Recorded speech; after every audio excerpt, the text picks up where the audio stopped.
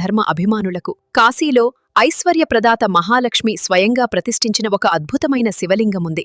లక్ష్మీశ్వరలింగం దర్శించుకుంటే దరిద్రం పోయి అష్టైశ్వర్యాలు కలుగుతాలి. ఇంతకీ ఈ ఆలయం ఎక్కడుంది, దీని వెనక ఉన్న రహస్యమేంటో ఈరోజు మన వీడియోలో క్లియర్గా తెలుసుకుందాం అన్నవెచ్చింది.